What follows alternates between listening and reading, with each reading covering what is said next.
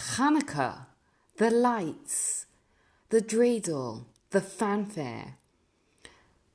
But what does it actually tell us?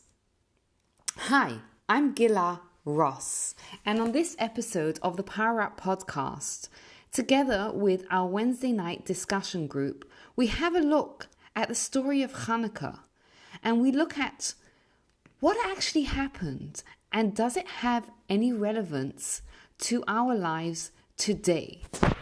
My daughter was at the dentist last week, and the dentist was, giving her the drill about like you can't eat too many sweet things, you can't eat too many cakes and too many this, it's bad for your teeth, etc., etc. And then she said to her, "But I know that Chanukah's coming up, so I'll give you a pass for Chanukah because I know it's one of the really big ones for you guys." She's not Jewish, if you gathered. So the question that she came in when we were talking about it, she's 9, and we were saying like, is Chanukah really one of the big ones? As in one of the big festivals? Yes? No? Any thoughts? Sorry, Polly, you say something. Yes. Sorry, girl, I'm just Okay. trying Polly, to cook something. Yeah, because we get presents.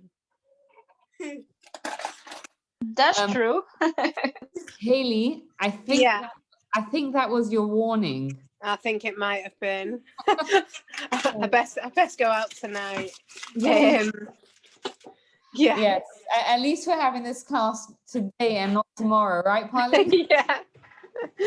Do you know what? I have to tell you that Polly, in 11 years, has never asked for anything. I actually have to drag it out of her. She doesn't like me buying her, spending money on anything. So it's nice that she gave that answer then. Amazing. Yeah, no worries. So is it one of the big festivals in Judaism? Doris, you would say yes? Yeah. Haley? Yeah, I'd say yes. Yeah. Yes, sorry. Yes. Yeah, no worries. And Jackie, I think, said yes as well. So interestingly enough, if you think about the different festivals, right? You have Pesach, where you have like the Seder and all the preparation beforehand, and and you have the high holidays. Like Hanukkah is more or less normal life, right? What are the mitzvahs? You light the menorah. Everything else is custom, right? The dreidel is a custom. The presents, that's another story, because it seems that the custom is actually to give Chanukah gelt, but it seems that it's become accepted to give presents as well, which is spurned from it. But let me ask you another question. If you look through Jewish history, there were many miracles in Jewish history, and not all of them have a festival connected to it, right? In fact, very few of them are remembered by a festival. So the general rule in Judaism is that there's only a festival set up when there's some sort of lesson that is relevant throughout the ages. So what do I mean for this? Let me give you an example. For example, Passover is commemorated because it taught us that not only did God create the world, but that God actively cares about us, right? That he runs the world, he stepped in to save us, and he actively, takes an active role in our life. And he, when need be, he comes in and he saves us. So what does Chanukah teach us that's relevant to us nowadays? What would you say if, let's say, your child turned around to you and said, "What's the lesson of Chanukah?" And you don't want to answer presents. What would you tell them? Miracles can happen. Believe in miracles. Yeah. There's the 2 miracles of Chanukah. Mm-hmm. that the Jews won the war, which was unbelievable because they were not even an army. They were a few people that went to fight against a big army. And there was a miracle of the oil that lasted 8 days instead of 1 day. Mm-hmm. Any other thoughts about what you would say is the miracle of the Chanukah? Being hopeful as well. Being hopeful as well, because the miracle of you know. Hi, it's no one. The miracle of no, I'm I'm sorry. He's next to me. He's not gonna stop. That's why I need to mute. Hi. Yeah. I'm not going to say hi back to him because I'm not going to encourage that. He's just gonna. I'm telling you. No, but you're right. And Jackie, I would take what you're saying even one step further, right? Because you're saying to be hopeful, because the Jews easily could have said that, you know, it's we don't stand a chance, right? Let's give up. You know, there's such a strong army. Why should we even bother? But they didn't, right? They decided, let's try our part. So you could say that it's not giving up. It's being hopeful. It's not even. It's keep doing. Perhaps you could say it's to not lose hope. I tell you what I'm going to play devil's advocate for a moment, because I think we learn those lessons from Passover, right? Passover teaches us also that there was a miracle. Passover also teaches us don't lose hope. So what is the extra thing that the Chanukah comes to teach us? So keep that question in mind, and I'm going to ask you one other question, then we're going to try and get some clarity on what's going on here. The Greeks were a very strong empire. What did they care about the Jews? Why were the Jews a threat to them? So before we can answer that question, let's step back a moment and let's try and figure out, does anyone know what the Greeks stood for? What was the Greeks' ideology? The Hellenism and like looking nice, the way they looked and all that. Okay, beautiful. All physical. Yes. So Which is like the opposite of us. So generally when we think about the Greeks, we often think about it that way. The Greeks were about the physical looks and aesthetics, and it seems that they were the opposite of the Jews. But listen to this, okay? The culture of Greece aroused the desire for logic and enlightenment, a feeling of yearning for great ideas, and the opening of the spiritual life of a person through the contemplation of beautiful essences of things, and by means of the control of his overwhelming desires. So did the culture of Greece develop the feeling of self-respect within man. Because basically what it's telling us is, before the Greek ideology came into the world, man lived to survive, right? They, you know, a person worked, they gathered food, they provided for their family, and that was all. That was life, pretty much. The Greeks came and they introduced something more. They introduced kind of, if you think about it, like self-respect for a person, right? They said that the Greek introduced the idea of wisdom, right? Of learning, of accumulating knowledge. They as Yael told us, they introduced the idea of aesthetics, of looking beautiful, right? Of, you know, the Olympics has its roots in Greece culture, right? The idea of pushing yourself and accomplishing and you know, but in short, the spirit of Greece freed man from the chains which bound him, enlightened him with culture, beautified his spirit, and filled him with the joy of life. Now, when you hear about it from that perspective, number one, does it sound so dissimilar to Judaism? What do you think? Yes or no? No. No. And secondly, like, what's the problem with that? What is the problem if the Greeks are about the desire for knowledge and for you know, for yearning for more?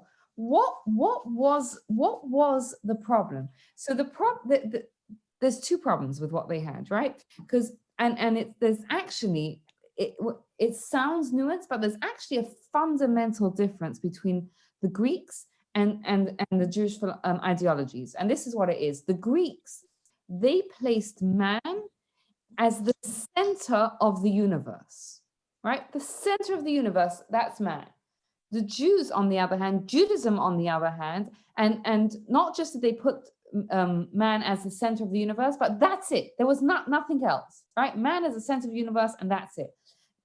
Judaism, on the other hand, puts man at almost the center of the universe. Why?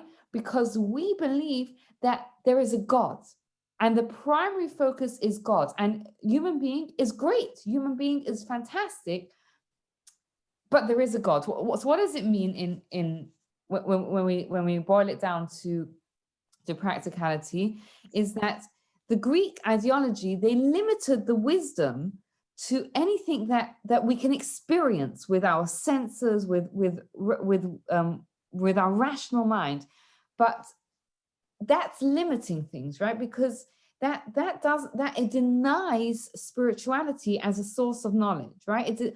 It says we're human beings and that's it. It's almost as if they limited human beings. Why? Because as Jews, what we understand and we believe is that we're human beings and we have a soul, right? And our soul is connected to the divine. Let me ask you a question. Have you ever had take a minute to look through your life. Have you ever been through your life, something in your life that you look back and you're like, I don't know how I got through that?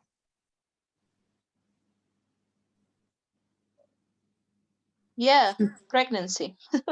Beautiful. I was thinking, childbirth, right? You sometimes you look back at the childbirth and you're like, I can't believe I did that, right? Yeah, definitely. Great one. Any other ones? I did a 10K in Jerusalem and I didn't train. And Jerusalem is very hilly. Oh my God, it was horrible. Oh, some things we do once, right, Yael? I'd do it again, but I'd just train for it and not be stupid. Yes, yes. I would not. I can't imagine the pain you were in for the next. My Maya's up, so I'm just gonna go put her back together. I'll be back in a minute. So I gave this on Tuesday. We discussed this on Tuesday and Inside Out as well. And some of the women were there, like they said, lockdown, right? You look back at lockdown, and it was like, wow, we did that, right? Now, when you look back at that feeling of like, when you have that feeling of like, I can't believe I actually got through that, there's actually a reality to it, right? Because imagine if, I don't know, anything that you would have gone through, right? Imagine if a childbirth, or imagine if lockdown, if someone would have told you beforehand, this is what's going to happen. You would have said, not happening. I'm not going to be able to get through it. And the truth is, if you're looking at it from just purely a human perspective, you would not be able to get through it. But we have a soul as well, and that soul is connected to the divine, to Hashem. And when we connect that to Hashem, our limits are taken away, and that's how we can look. We can get through things that we never thought possible. I was just sharing today with someone a story that last year when we were in Israel on the sea, we went to visit a place called the Shalva Center, and it's an incredible place that and the story behind it is unbelievable. There was a couple that had a very healthy baby boy in Israel maybe 25 years ago or something like that, and they took him for his immunizations when he was, I think, 9 months or a year or whatever. And unfortunately, he was injured by the immunization, and he was brain damaged from that, and like severely brain damaged. And as parents, we think about that, and we think like that is the most horrendous. That's a nightmare. That's a parent's absolute nightmare. And what did this couple do?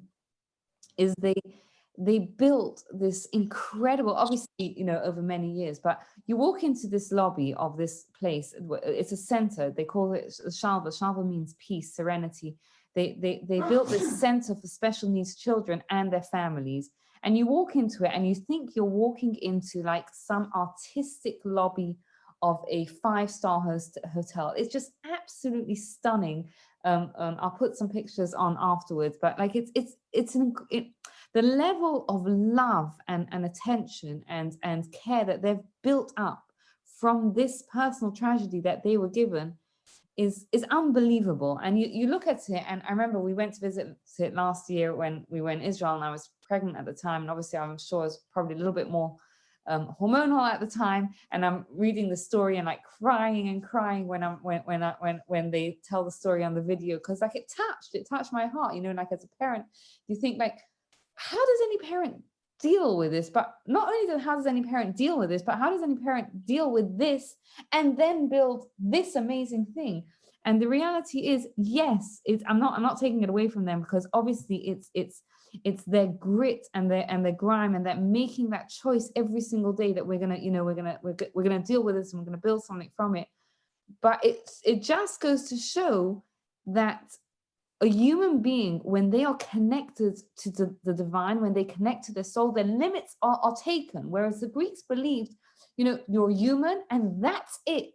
We as Jews believe that's just the starting point, right? Yes, we're human beings, but when we connect to Hashem, when we connect to God, and we make those right choices, then our limits are taken, are destroyed, right? Our limits are that we're limitless, really. And the second thing that was wrong, that was missing from the Greek philosophy was, and the best way to show this is to show what the Jewish ideology is. Does anyone know, trivia question, what is a common name for the Torah?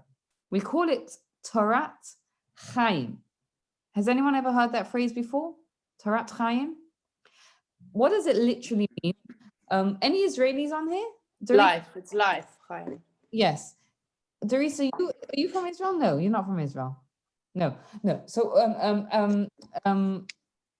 what does it literally mean? It means Torah of life. What does it mean, the Torah of life?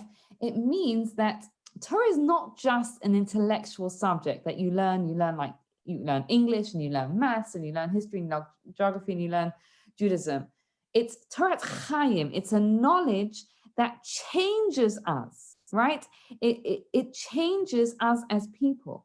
And for the Greeks, they gave honor to the pursuit of knowledge, and that was enough of a goal in itself. But not that's not enough for us Jews. For us Jews, we have to yes, we're the people of the book, and we have to learn.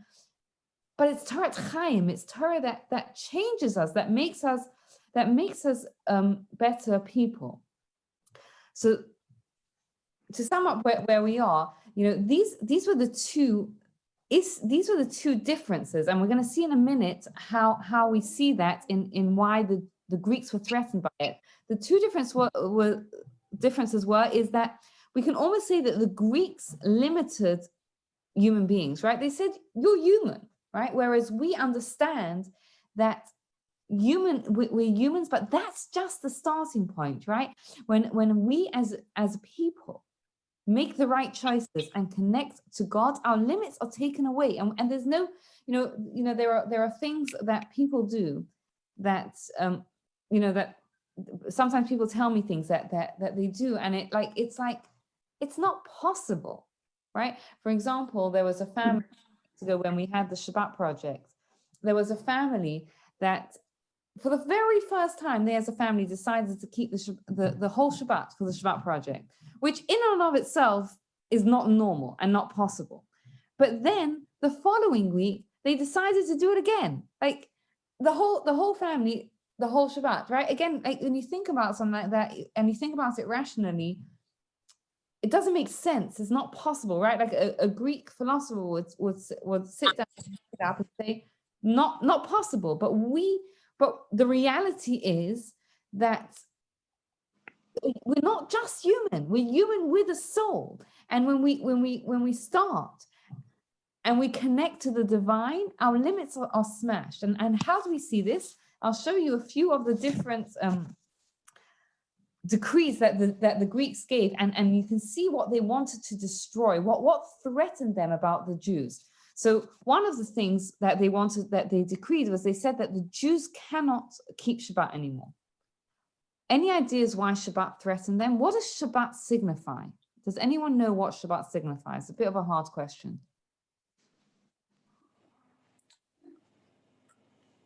Rest. He Recognizing God. Oh, beautiful. So we keep Shabbat, and we say this, in the Kiddush and the prayers many times. We say many times, we keep Shabbat to, so to speak, to bear witness that God created the world, right? It symbolizes our relationship with God. And that was a threat to the Greeks, because the Greeks believed in, that's it. The humans are the center of the universe. There is not that, that's it. We know what our rational mind can see and experience. That's it. But we as Jews said, no, there's a God, right? And we can connect to God. We can have a relationship with God. And that was a threat to them. So they said no Shabbat. The second thing was Brit Milah, right? Now, Brit Milah is a fascinating one, because what is, and I'll tell you a little story that I think really illustrates of what Brit Milah is. So a Roman once came to Rabbi Akiva, and he said to Rabbi Akiva, he said, what's better, what God makes or what human makes? So what would you answer? God. Yeah, most of us would say God. Interestingly enough, Rabbi Akiva said, what man makes. Now, he says, what do you mean? So he says to him, what would you rather eat, wheat or a loaf of bread? Obviously, we'd rather eat a loaf of bread. Why did Rabbi Akiva answer like that? Because he knew that the Roman was actually coming to him to try and argue against Brit Milah, and to say, God created this human being. Why are you harming the baby? But Rabbi Akiva was teaching him what Judaism understands and teaches us, is that God created the world, but God created the world in an imperfect state. And God put us into this world so that we can fulfill God's plan and perfect the world, right? And we do that by fulfilling God's plan, by studying Torah, by doing the mitzvahs. That is what it is. And that's what, again, that is what was threatening to the Greeks, because they believed that the Greeks are man is the center of the universe. There is nothing else. For them when the Jews were arguing and saying that, they're not necessarily arguing, but we're living with a way that shows, no, there's something just beyond the here and the now, right? We're here for a divine mission. We are literally, if you think about it, literally partners with God. That's what a mitzvah means. Mitzvah means a Saba connection. We are partners with God. God has a plan for the world, and he puts us in this world to carry out that plan. That's a whole nother level. And what's the third thing? One of the other decrees is they didn't want the Jews to have the Jewish calendar, the lunar calendar, Rosh Chodesh, right? Which is decided by the moon. And what does this symbolizes? The moon, it gets bigger and it wanes throughout the month. And it shows us that we as human beings, we have ups, we have downs. But it's okay, because we have the power, just like the moon every month renews itself. We as human beings, no matter whether we're up or we're down, we have the power to reconnect and renew ourselves. And these three ideas, the idea that we have a relationship with God, and we are here to connect to God and to bring his mission into this world, and that we have the power, no matter what, to renew ourselves and to come back on track. That's what was a threat to the Greeks, because they believed in the here and the now. And if we go back to our original question of what are the lessons for us today, when the Jews were threatened, right, when they had, the fight was not a physical fight necessarily. It was a spiritual fight, right, between the two ideologies, one that placed man at the center of the world and one that placed man almost at the center of the world, but understood that we are connected to God, which takes away our limits because we're here to fulfill God's mission in this world. How did we do that? We did that in the days of the Greeks. What we did is we fought it with fire. We went out even though we were weak and seemingly impossible. It was impossible for us to win, but we started and we initiated, and we went and we fought. We fought, and God helped us. So if so to speak, if the message of Pesach is that God can help us, the message of Chanukah, which I think is such a powerful message for us today, is that God helps us help ourselves, right? That when we do a action and we connect to Hashem, the results can be beyond what's possible, and it takes away our limits. So perhaps that's a lesson for us this Hanukkah, that they were threatened by these different ideas that we have a relationship with God, and that we're here to fulfill His mission, and that we can always reconnect no matter where we are in our lives. We have that ability to renew ourselves, and we connect to those missions, to those ideas. We bring them alive, and even if we do small actions, right? It was a tiny drop of oil. It was a small band of people, but when we connect to God, our limits are taken away. So that's just a small. That was beautiful. Thank you. Thank you for listening, and a happy Hanukkah. I'd love to hear your thoughts and feedback. You can get in touch. You can find me on Instagram at Gila Ross. And if you liked this episode, please leave us a rating or review and share the word about the podcast. Happy Hanukkah.